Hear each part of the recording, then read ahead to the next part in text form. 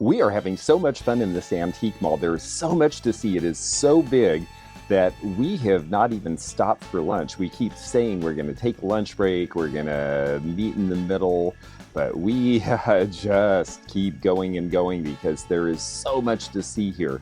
Oh yeah, who is we? Well, let me show you. Okay, I feel much better because I have only gotten to this end of the mall and I thought I was the only one, but Jocelyn is still at the cases and we've been here for 2 hours. Yes, hello. Judy Lee was home party jewelry, but they did have some very nice things made for them, and this is one of the best. This is done in a manner similar to Coro, and it's possible Coro made it for them because Judy Lee did not make their own items. And it's a very large piece, and it is priced at $145.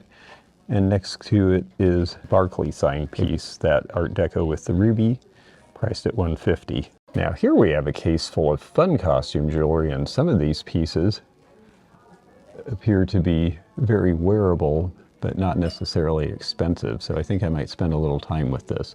I'm not so sure about the vintage of some of these. I see these really great long dangle earrings that are, one is clip and one are posts, and they're only $16 each. The colors are really great.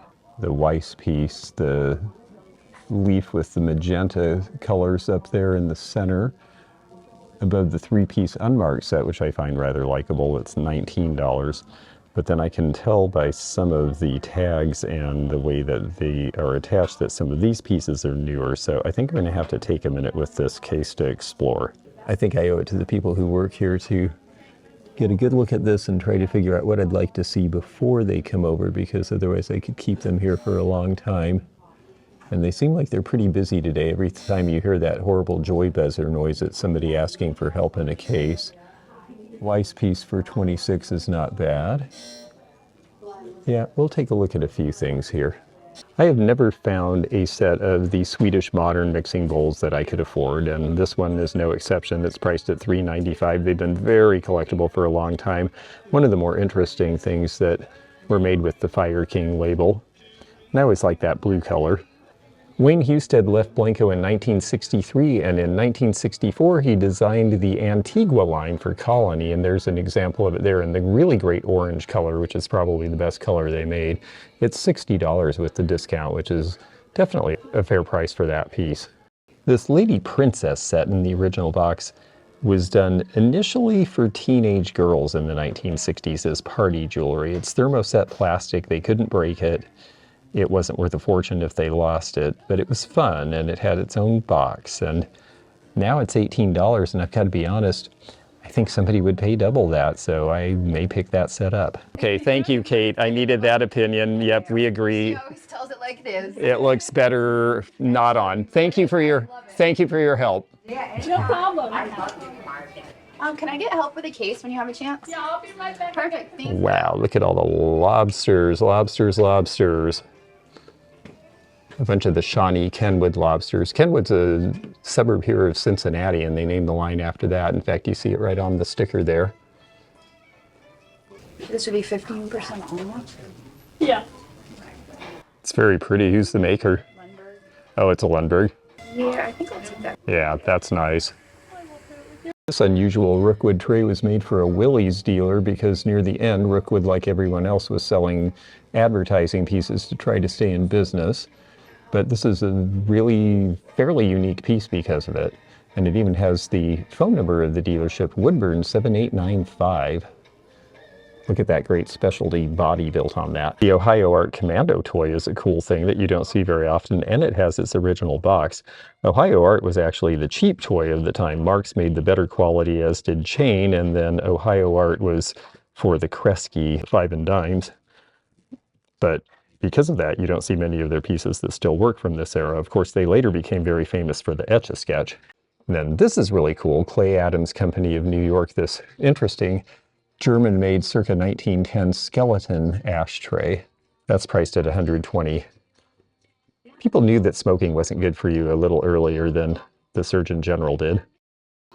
This is not in good shape, but this is a shipboard or railroad board in this case, cigarette holder and striker. It's had a lot of crazing from use over the years, but it's the Plant system, and Henry Plant was responsible for developing the railroads on the west coast of Florida.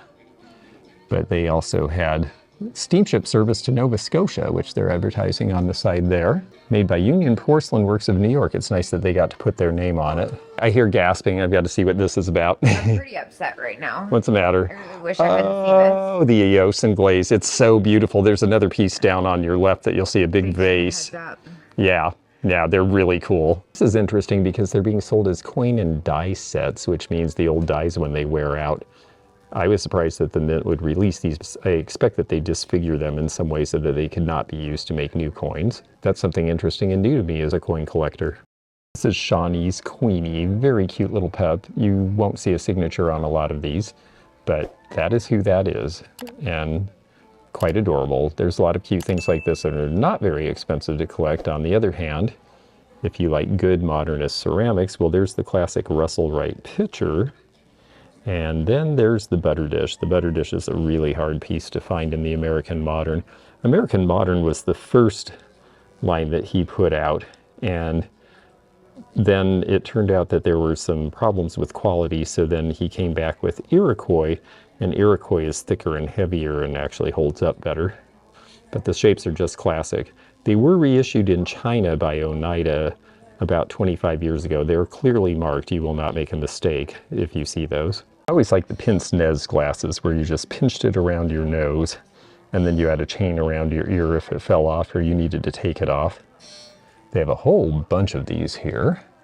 These are testers from an optometrist shop, and they are asking $220 for the set.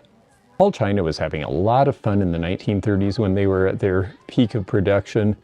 The sundial was a great pattern. The Nautilus shell was fun.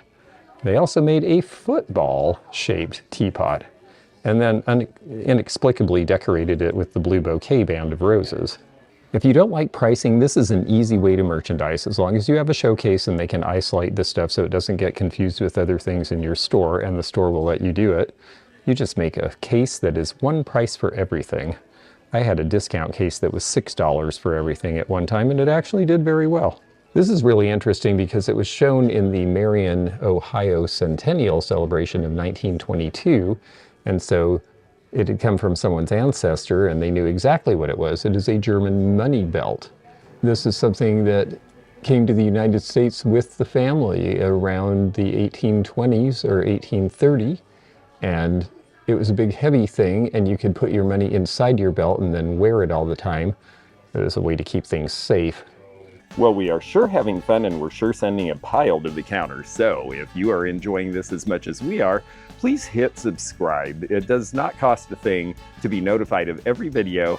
Look for information in our community tab about upcoming events, our appraisal fairs, our shows, all the other things we do in the real world of antiques and vintage. And we will look forward to seeing you here for our premieres every Monday and Wednesday at 8 p.m. Eastern.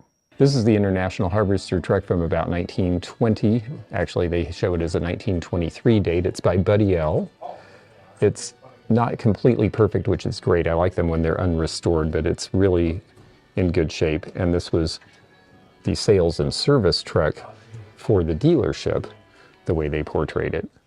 Really neat piece, priced at $1,200. They're very hard to find. This case has a lot of original Matchbox cars in their original boxes, and these are the first generation.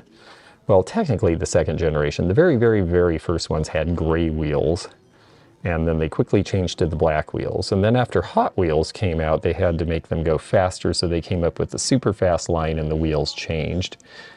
A lot of good models here, and the prices seem very fair. $29 for the tractor in the box is right on. The bus with the box, that seems really good at $19. $38 on the race car. None of these prices are out of line with what collectors pay for these items at all.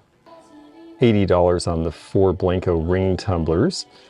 I like those rings because if the glass starts to sweat, or you're out on a hot day, or your friends are having cocktails and you don't want them to drop your expensive glass collection, well, those are pretty easy to hold on to. A very intelligent design from the 1950s. Fenton did Vasa Marina in a number of colors, but this one really has a very goldish aspect that you usually don't see and is more unusual in that regard. Smoke glass is something we equate with the 1970s. Heisey attempted to bring it out in the late 1950s with the Dawn pattern, and Heisey Dawn is relatively collectible. and very modern for High C, which went out of business in 1957. As far as Depression glass, I've always loved the L.E. Smith Wigwam candlestick holders. I think it's one of the best things that they ever made. Back when the U.S. had local banks do the national currency, it was much bigger. This is from 1920. It has William McKinley on it, and it's a $10 bill. That's how big they were and what they looked like. It's priced at $2.75 today. By the late 1920s, the size was scaled down to about the size that we're used to now. But this is a gold certificate, which is very scarce because most of these were burned or destroyed after we were taken off the gold standard in 1934. Celluloid penny toys, they have a whole shelf of them here, and some of them are really cute and fun. I like the dogs under the umbrella in particular. And they are correct. Japan did start to export these during the Depression. It's interesting to see the chain of Scotty dogs all in a row. Usually you'd think of Asian elephants, but that's obviously for the American export market. And now these pieces are pretty collectible. I see prices anywhere from about $10 to $30 on most of this. Pocket watches are still beautiful, even though they're not as collected as they used to be. Pretty much every family kept the pocket watches they had, and that's part of why they're in great abundance. There's some very pretty enameled women's watches, or ladies' watches as they were correctly called at the time. You see prices starting as low as $75 and $85, which is about where starting prices are these days, but good movements, gold cases, particularly ornate dials, or good hunter's cases will sell for more, and that's why you see some in the $250 and $300 range in this case. If you have a gold case, the case alone can be worth 4 figures. There's a nice one from the 20th century in its original case, presentation case. By the end of the First World War, wristwatches turned out to be a lot more convenient, and pocket watches started to go away. And wristwatches with curved faces and various colored dials became the rage. Censers that were for burning incense and fragrances are a very collectible area from Asia, particularly Chinese pieces, but this one is quite amazing because it is a series of pagodas on top of an elephant made of bronze. The elephant is essentially carrying the temple on its back, and it has its trunk up, which in our society at least is considered good luck. This is a very ornate and unusual piece, likely from around the end of the dynastic eras in China, meaning sometime around 1920 or shortly prior, but really beautifully done, and it's priced at $7.95 because it's so unusual. Well, my eye went right to this black rhinestone butterfly pin from the 1960s. At $14, I think there's room in that one. It's certainly a lot different than these 1980s and 90s enameled pieces, but the dealer hasn't really given it credit for that, and I do, so we're going to take a look at that. Unfortunately, we took it out of the case and it is missing 2 stones, and they could be replaced, but by the time you pay for replacements, then suddenly you're really not going to make any money on that piece, so I'm leaving it. It was not just Arizona and the West Coast and Colorado, places like that, where you had gas stations that gave out glassware every time you filled up. In Washington, they did it for the '62 Seattle World's Fair with World's Fair scenes. In Ohio, they did it with famous Ohio Indians, and here is the entire set. And I'm looking to see if my people are on here. I am 164th Miami Indian, which is actually the Miami Valley here in Ohio. I don't see it where I can see them. If they are there, that is the one that is turned in the back. They've got the entire set here priced at $88. Now the serious comic books are in this case, and there's a reason they're in this case. Victory and his flying saucer. Look what flying saucers looked like. The first Teenage Mutant Ninja Turtles. So it's not always just Golden Era that are worth money. If it's a first edition or an early edition, it's worth looking into as comics go. Spider-Man, 12 cent. This is 1964. It says it's high grade. That matters a lot. What condition is it in? Are the corners bumped and bruised? That all has an impact on comic book pricing. I've gotten a friend of mine started on looking for these star notes. Star notes are where something is out of series in a print series and they put a star in. It's basically a form of an error on a bill. And because of that, they're worth a little bit more. These $2 bills with the stars are $10 each. They are in perfect condition, which makes a big difference. Another type of key that is collectible are railroad keys, these big, fat, thick ones from railroad locks. More collectible if they have the initials of the railroad stamped on them, particularly if it's an obscure railroad. Most of these are priced at about $20. And here's how they look when you're putting them in a railroad lock, and your railroad lock is worth more if it has the key, and that's why people are looking for them. The crazy thing is there's so much here that I have a feeling that we are not going to see a lot of it today, so we're going to have to come back here, no doubt. This place just goes on and on. This is a very pretty vase. I suspect that this is a Roseville piece from the early years. I'm not sure if the dealer knows, but I think I recognize it. Oh yes, Roseville Persian.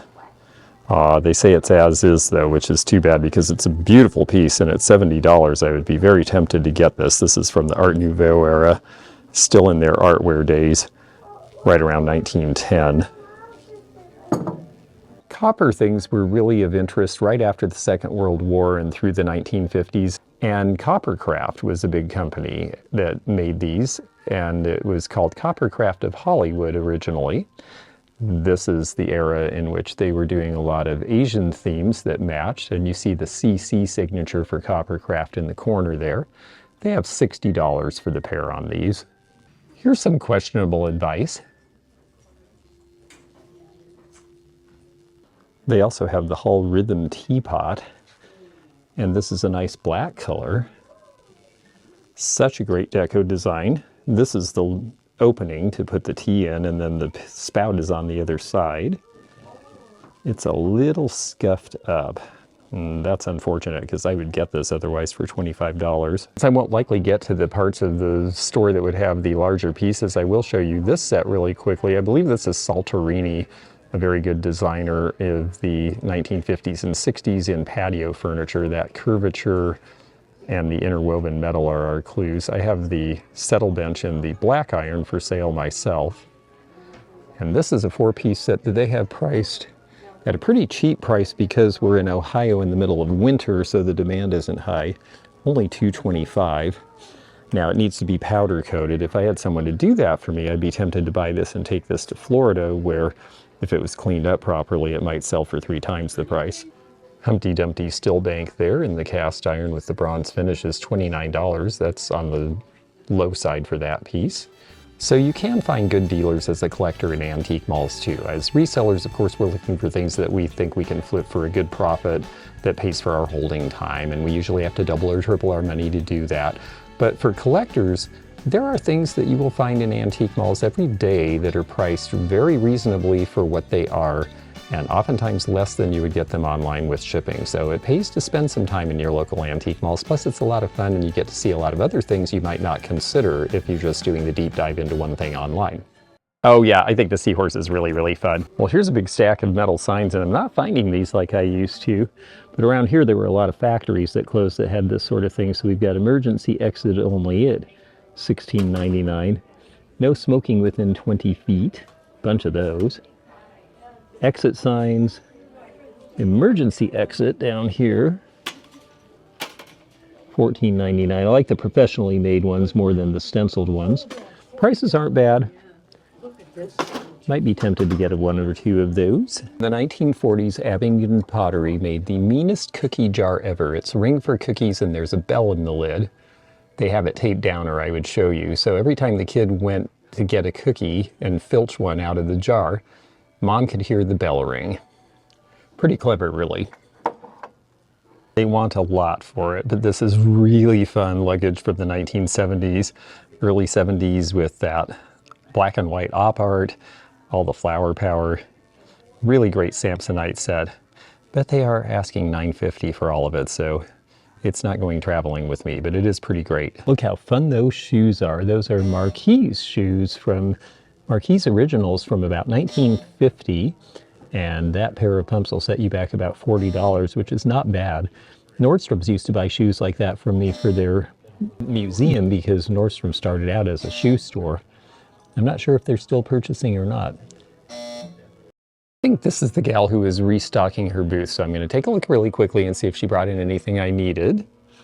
This is actually a very good piece on, again, a copper luster piece with the blue coloration. This is 150 years old. It's $14.75. That just seems phenomenally inexpensive. Next to it is this little Shawnee twist vase from the 30s, a cute piece that we see quite a bit at $6. Again, a good price. Her prices are pretty good, I'd say, so far. So I'll take a look and see if there's anything I can find. This is Metlock's Colonial Rooster, or California Rooster. It's in the green. They also did Red Rooster. This is the bread bowl. And for the people who collect this, $15 is a great price. Like her bird cage too, it's in red, and it's got a great Art Deco base. It's priced at $1.25, which is something that a collector would be willing to pay for a nice one that has the original hanging feeders and everything. It's 1920s or 30s era. It's a little out of my league for resale, but I like it. Ah, from a Standard of Ohio station. Hello, everybody. I'm in there somewhere. Yes, the old paper towel dispenser from about 1950. They're asking $100 for that. I lost a lot of money on Standard of Ohio stock at one point in my lifetime. Oh, that's so cute. One, but it's $50, but I had to have it. Oh, that's really cool. Yeah, Oh, yeah. that's a good one. That is really interesting. Yeah, I've seen this maker once or twice, and I've never owned a piece. That's really neat. Oh, I love those. I Those knew are you would. great. I was Yeah. like, Yeah, that looks like you and me. So that was it. How cool. Deal of the day, though. Oh, yeah. Reverse card. That's great. I love it when people find deals. Some antique malls have sections like this, and this is really great. These are new pieces, but they're replacement for old pieces if you're doing restorations. All sorts of glass knobs that look like the originals, and different colored knobs, lots of escutcheons, and leather straps for things that have broken, and then you just stain them to the color that the original was. So if you're doing restoration process on furniture or furnishings, places like this are great to know because you have a nice selection of things that might work for you all in one spot, along with other collector displays, hangers, and that sort of thing. One thing I will say though is I like plate stands. There are certain things like this that if you finagle them, you can mount to the wall. I am not a fan of these ones that use springs because the tension of the springs, eventually, I've seen it on old plates that have had these on for years, and they will wear divots in the side of your plates. I love the way that they took this frame, and this was original to the period. They turned it at a diamond, and they matted and framed everything in diamond shapes. And here are the portraits of the members of the Knights of Pythias Lodge, number 28, as of 1890. The way this is put together is really cool. It is original. And there's some pretty amazing beards. It's funny how men have gone back to this look from 130 years ago. But that is just a really neat presentation the way it's done. And they have it priced at $129 because, you know, we don't know these people and we're not related to them, so the price is really not bad, but as an interesting presentation piece or a piece of wall art, could be really fun. Tin lithography was soon applied to toys after they figured out to use it for labels on cans and such things in the 1880s and 90s. Toys were made with it as well. This is a daisy seesaw, and this one apparently works, it says. You really don't see them very much. It's in played-in condition, but the fact that it works makes a big difference. It's only priced at $175. These are old stove grates, and you can use them as frames, and you can use them as displays like this and just make wall art out of them. Some of them have embossed information with the stove maker on them, and some are just designs. I think the idea of turning these into mirrors would be really fun. They're priced at $40 each. Who is it? It's a Mexican. Oh yeah, okay, I thought so. That's really neat, actually. Right? I didn't see anything like that when I was in Mexico. I don't think they do exactly that style anymore. Contrast for me. Yeah, exactly. Yeah, I'd say it's 70s. It's really good. Yeah. But I have to admit, I'm a big fan of that Hager because I like that mottled glaze. Look at it. It's so big. It's so big. Yeah, the tall neck. Oh, wow. Is that going to go at home? I probably. Okay, I've got to see the bronze again since I have Where did the camera on, just because. Yeah. Oh, that's really nice. Oh, I got something. I got a weird one for you. Are you ready? True for this? antique. That is really cool. I know, right? Yeah, that's really good. Yeah. Someone is not happy. I think Jocelyn wins on volume, and also she got some really amazing things.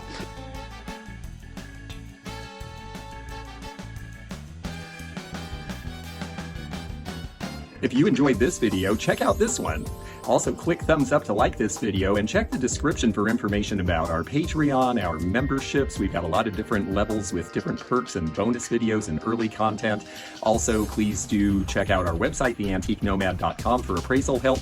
And we'll see you again for more adventures in the antique and vintage community soon. Bye for now.